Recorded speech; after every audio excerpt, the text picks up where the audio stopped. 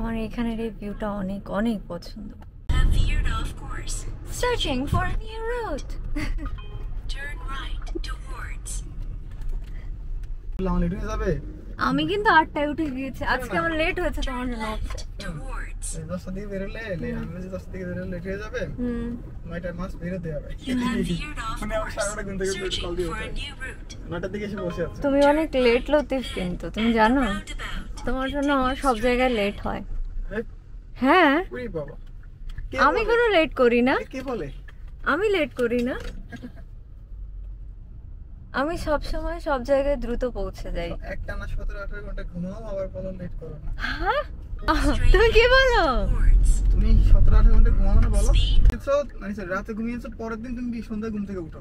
সেটা মাঝে মাঝে যখন 1-2 সপ্তাহ আমি ঘুমাই না, তারপরে সময় পাই, তখন 16-17 ঘন্টা তো ঘুমানোই যায়। এখন তুমি রেগুলার ঘুমানোর সময় পাও, তাও তুমি এইভাবেই করো। Continue straight ahead. এখন আমি রাত 9টায় ঘুমাই, রাতে 3টা-4টায় উঠে যাই। একটা মানুষ কতক্ষণ মানে কত ঘুমাতে পারে তুমি আমাকে বলো? আমি অনেক ঘুমাতে পারি। আমাকে যদি কেউ বলে সারাদিন ঘুমাতে হবে, সারা রাত ঘুমাতে হবে, আমি শুধু উঠবো, একটু ওয়াশরুমে যাবো, ফেসটা ক্লিন করে একটু অ্যাক্টিভ অয়েন্টমেন্ট দিব, তারপরে আবার ঘুমাবো। Speed bump up ahead. 1.5 ঘন্টার বেশি জার্নি করার পর ফাইনালি আমরা ঝুঞ্জে পৌঁছে গিয়েছি। এখন ঋতু যাচ্ছে সামনের একটা সার্ভিস সেন্টারে এবং আমি এখানে বসে অপেক্ষা করব। এবং আজকের ভিডিওটাতে আমি ইন ডিটেলসে ল্যাঙ্গুয়েজ প্রোগ্রাম সম্পর্কে জানাবো। ল্যাঙ্গুয়েজ প্রোগ্রাম মূলত আপনারা 2 ধরনের ল্যাঙ্গুয়েজ প্রোগ্রামে আসতে পারবেন। একটা হচ্ছে কোরিয়ান ল্যাঙ্গুয়েজ প্রোগ্রাম, আর একটা হচ্ছে গিয়ে ইংলিশ। সো সব ইউনিভার্সিটিতেই এই দুটো প্রোগ্রাম অ্যাভেলেবেল নেই। কিছু ইউনিভার্সিটিতে কোরিয়ান ল্যাঙ্গুয়েজ প্রোগ্রাম অ্যাভেলেবেল রয়েছে, কিছু ইউনিভার্সিটিতে দুটোই অ্যাভেলেবেল থাকতে পারে, আবার কিছু ইউনিভার্সিটিতে ইংলিশ ল্যাঙ্গুয়েজের যে প্রোগ্রামটা সেটা থাকতে পারে। আর একটা বিষয় হচ্ছে গিয়ে বাংলাদেশে বসে আপনারা যারা বাংলাদেশের পার্সপেক্টিভ থেকে চিন্তা করে যে এই ইউনিভার্সিটিতেই আমি ভর্তি হতে চাই বা অমুক জায়গাতেই আমি ভর্তি হতে চাই, বাস্তবতা এটাই যে আপনাদের সবার হাতে এই মানে প্রিভিলেজটা আপাতত নেই যে আপনি নিজে বসে ডিসাইড করবেন যে ওই জায়গায় অমুক জায়গায় আমি ভর্তি হতে যাচ্ছি, অমুক জায়গায় আমি ভর্তি হব। কারণ আপনারা নিজেরাই খোঁজ নিলে দেখতে পারবেন যে 99%ই যারা ভিসা ইস্যুয়েন্স নাম্বার ছাড়া অথবা যারা মাস্টার্সে ভিসায় আসছেন তারা বাদে ম্যাক্সিমামই এখন দেখা যাচ্ছে ভিসা রিজেকশনের শিকার হচ্ছে। ইভেন আপনি পড়াশোনা শেষ করার পরে চাইলে জব সার্চিং যে ভিসা, যেটা ওই ভিসাতে শিফট হয়ে আপনি জব খুঁজে নিয়ে এখানে ভিসা চেঞ্জ করে থাকতে পারবেন। ডিরেক্ট F2 ভিসা, F সিরিজের ভিসাগুলো এখানে খুব ভালো ভিসা। মানে F2 ভিসাতে চলে গেলে আপনি আপনার ফ্যামিলি সহ কোরিয়াতে লং টাইম আপনি থাকতে পারবেন। আপনার বাচ্চা কাচ্চা ও পড়াশোনার জন্য বিভিন্ন সুযোগ সুবিধা পাবে। আপনার ওয়াইফ এসে এখানে কাজ করতে পারবে বা আপনার হাজব্যান্ড এসে এখানে কাজ করতে পারবে, ছেলে মেয়ে যারই F2 ভিসা থাকুক। তো এত শত সুবিধা থাকার সত্ত্বেও যখন মানুষ শর্টকাট খোঁজে এবং নিজের স্বার্থের কথা চিন্তা করে, আমার দেশের বাকি মানুষ আসতে পারুক আর না পারুক, আমি জাস্ট চলে গেলাম, আমার কথা চিন্তা করো যে আমি পড়তে এসেছি একটা বাহানা দিয়ে, আমি পড়াশোনা করব না, আমি অবৈধ হয়ে যাব। সো এই টার্গেটে যারা আছেন বা এখন আসার চেষ্টা করছেন, প্লিজ আপনারা আসবেন না। কারণ আপনারা এরকম কাজ করার ফলে যেটা দেখা যাচ্ছে যে বাংলাদেশে যে কমিউনিটি রয়েছে তাদের প্রতি এদেশীয় মানুষের একটা বিরূপ ধারণা জন্মে যাচ্ছে এবং ধীরে ধীরে সেটার ফল আপনারা দেখতে পাচ্ছেন যে স্টুডেন্টস আসার পরিমাণ অনেক কমে যাচ্ছে। এখন শুধুমাত্র ভিসা তারাই পাচ্ছে যাদেরকে এখানের ইউনিভার্সিটি থেকে ইমিগ্রেশনে সরাসরি যোগাযোগ করে ভিসা ইস্যুয়েন্সের নাম্বার ম্যানেজ করে তারপরে বাংলাদেশে যখন এম্বাসি ফেস করছে, যারা ল্যাঙ্গুয়েজ প্রোগ্রামে আসছেন তাদের ক্ষেত্রে আল্লাহর রহমতে ভিসা হয়ে যাচ্ছে। অথবা যারা মাস্টার্সে আছেন তাদের জন্য সবচাইতে ভালো সুযোগ যে তারা জাস্ট IELTS মিনিমাম 5.5 কমপ্লিট করে ফেললে বিভিন্ন ইউনিভার্সিটি রয়েছেন যারা আপনাদেরকে খুব ইজিলি কোরিয়াতে আসার সুযোগ করে দিতে পারছেন ভিসার মাধ্যমে। ভিসার ক্ষেত্রে যেটা হয়, সব কিছু কোরিয়াতে বসে ভিসা অ্যাপ্রুভাল সব কিছু ম্যানেজ হয়ে যায়। জাস্ট আপনি ভিসার অ্যাপ্রুভাল পেয়ে গেলে বাংলাদেশে এয়ারের টিকিট নিয়ে কোরিয়াতে চলে আসতে পারছেন। বাসা থেকে বের হলাম ঝুনঝুতে আসবো সার্ভিস সেন্টারে এলাম, এরপরে ডিসাইড করলাম যে বাসা খুঁজবো ঝুনঝুতে। বাসা খুঁজতে এসে ইউনিভার্সিটির এরিয়াতে এসে দেখি ইউনিভার্সিটির মধ্যে মেবি প্রোগ্রাম চলছে, এখন আমরা সেখানে যাবো। ডিসিশনের কোনো ঠিক থাকছে না আজকে। বের হও এখান থেকে, এদিক থেকে। ইউনিভার্সিটির একদম মাঝখানে একটা ফিল্ড আছে, ওইখানেই ফেস্টিভ্যালস গুলো হয়। বলো কোন দিকে?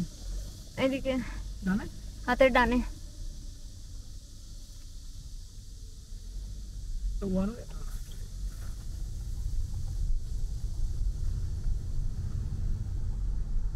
One way? ওই দিন এখন তো হচ্ছে এটা জানি তো আমি। চিনে ফেলেছি, ঠিক আছে? হুম, শেখা ওই জায়গায় মানে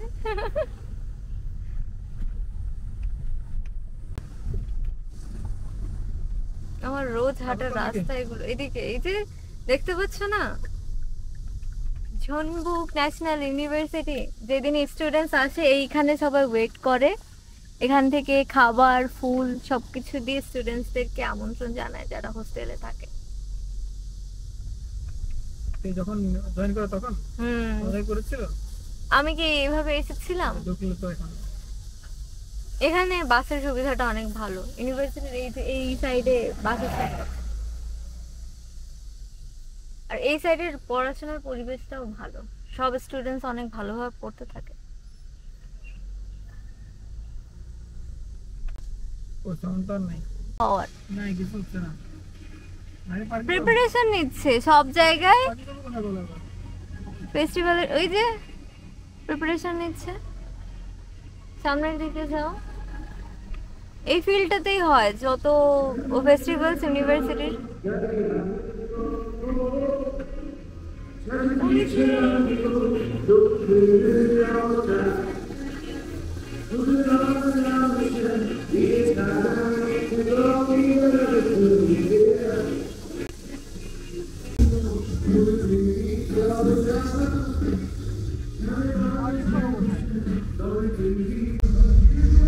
এই থেকে তো অনেক হাঁটতে হবে,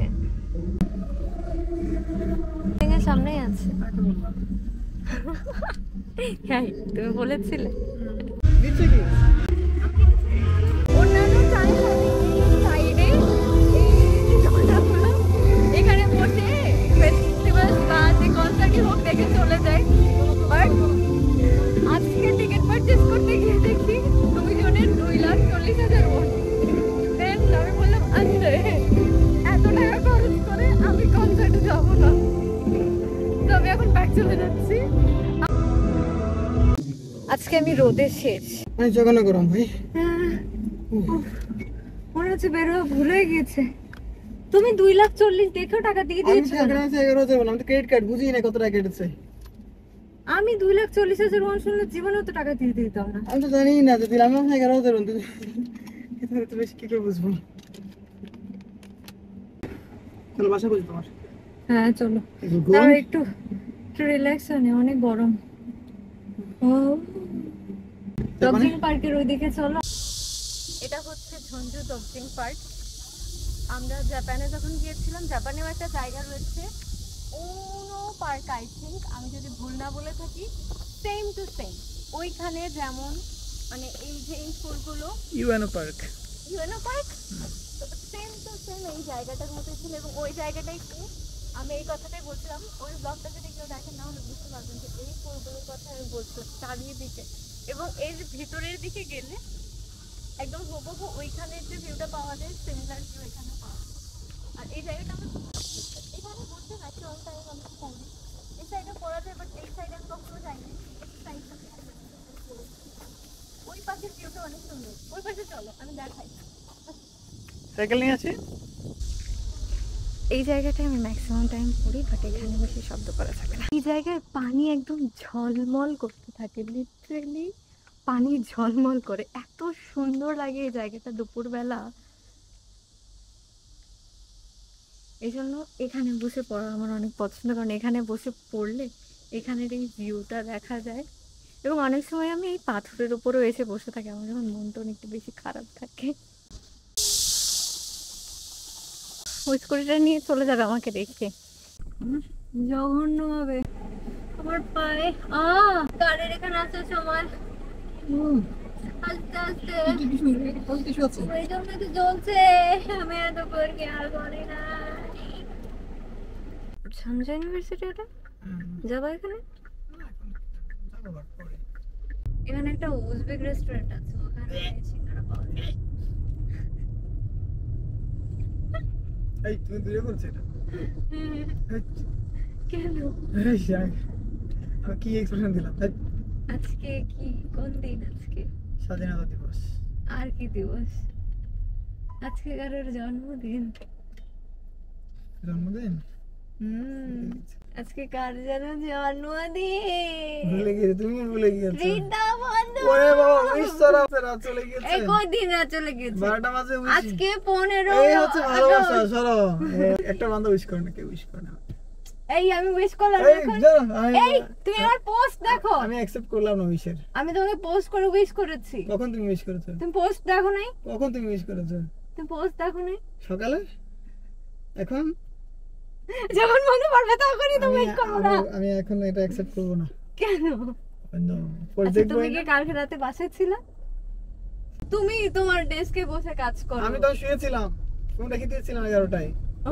সব রেখে দিয়েছিলাম। তুমি অপেক্ষা করছিলে? হ্যাঁ, উইশ কর না। সরো। আমি ভুলে যাই। ভুলে যাও, থাক। কেউ উইশ করে না আমাকে। আমি উইশ করলাম না? না, এটা অ্যাকসেপ্টেবল। কি acceptable? এখন দুপুর বেলা। ওটাই শেষ। কি good, এখন তুমি ট্রিট দাও তাড়াতাড়ি। বিকেল 4টায় 12টা পর্যন্ত জন্মদিন শেষ। কি বারোটা পর্যন্ত?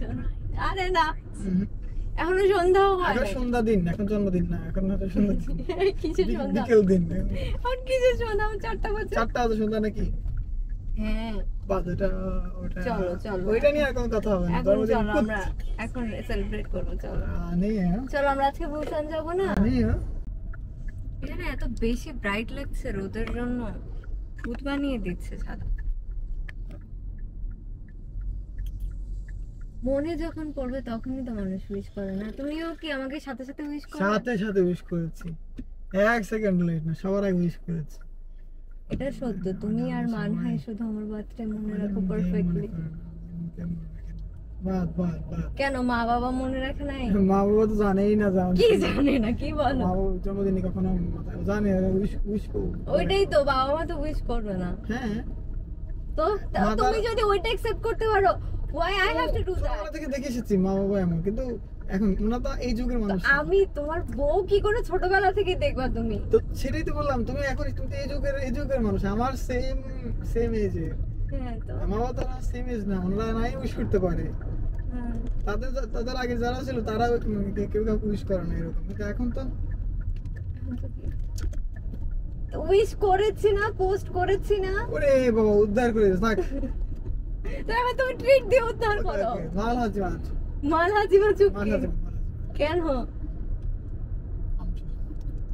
একটা মানুষের মানে একটু সমস্যা আছে, মানুষটা ভুলে যায় মাঝে মাঝে। কি খুশি। চলো ট্রিট দিবা। ওরে বাবা, উইশ ওর বার্থডে ও আবার ওই treat। ট্রিট দেবে, আমার বার্থডে ও দেখো, কোনো জন্মদিন পালন হবে না, বন্ধ আজকে থেকে। শোক দিবস। তোমার জন্মদিনে গোল্ড রিং গিফট করি, তুমি ভুলেই যাও। হায় হায়। এইটাই তো ভালোবাসা। তোমার যদি ভালোবাসা বেশি না থাকে, এইটাই বেশি, তুমি ভালোবাসা বেশি আছে, তার কাছে হতো না। আমার তো একটু সমস্যা, আমি ভুলে যাই। ঠিক আছে। আর ছেলেদের গোল্ডেন রিং দিতে হয়। ডায়মন্ড আছে, আমাকে গোল্ড রিং দিতে বলি না তোমার তোমাকে। কার্ডটা দাও। না, আমি তোমাকে গোল্ড রিং দিতে বলি না, ডায়মন্ড দিতে বলি না, উইশ করতে বলেছি তোমাকে আমি।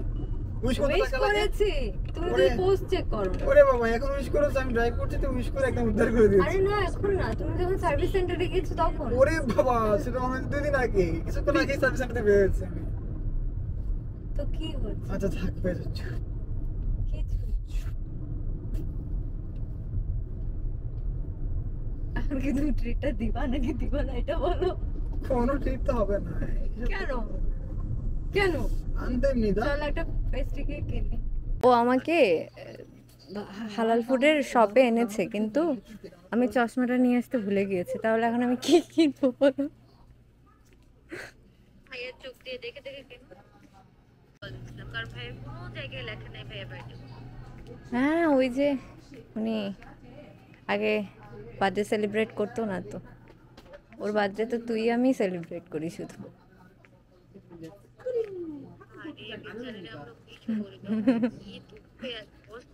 আজকে আজকে ভুসান ট্রিপের কথা ছিল, বুঝেছো? ভুসান ট্রিপে যাওয়ার কথা কালকে থেকে আমাকে বারবার বলছে, এখন আমি তো বুঝতে পারছি না যে ও কেন বলছে ও হুট করে এখন ট্রিপ। আমি বলি এই না, এখন টাকা পয়সা খরচ করা যাবে না, এখনো কোনো ভুসানের ট্রিপ হবে না। কেন এই মাছটায় সমস্যা কি? তুমি কেন খেতে চাও না এই মাছটা? আচ্ছা ঠিক আছে, ঘুমের মধ্যে হ্যাঁ তোমাকে বলেছে। এটা কি? সেম মাছ নিচে চিংড়ি এইটা নাও, এটা নাও, এই চিংড়িটা নাও। 23,000 এত বেশি কেন? ওখানে তো অনেক কম, তাহলে এখানে এসেছো কেন? চিংড়ি নেব। চিংড়ি বড় আছে তাই না? নেব নিয়ে নাও। এটা কি? এটা অনেক ছোট। চিংড়ি মাছ। এটা কি? এগুলো হালাল না। এই যে হালাল লেখা, হালাল বাংলায়ও লেখা Lamb. হালাল, তাহলে এগুলো রাখো। হালাল মাংস পাচ্ছি, কেন এগুলো নিব? ওরে এখানেই আসবো সব সময়, আমার তো অনেক খুশি লাগছে। কেন? হালাল মাংস আমি দিব এখানে যে গরুর মাংস বাংলা লেখা। না, গরুর মাংস লাগবে না। মুরগি ল্যাম্প নাও, আমি খাই না। ল্যাম্প। তুমি কি খাও? আমি তো ওইরকম ওই প্যালাটন আসার পরে থেকে নিতে হবে। ফ্রোজেন সবজি কোথায় পাবা? সবজি নিলে এখান থেকে নিতে হবে। বেতনের এগুলো অনেক দাম বেশি, এগুলো চিন্তা করি একটুখানি চালা দাও। তো তোমাকে বললাম কোরিয়ান মার্টে যাই, তুমি তো গেলে না। সেদিন বেচারা মন খারাপ করে আর ভুসানে যেতে চাচ্ছিল না, এটা আমার এখন তাকে কনভিন্স করে ছাড়তেই হবে যে না চলো আমরা ভুসান ট্রিপে যাবো, আমি যেতে চাচ্ছি।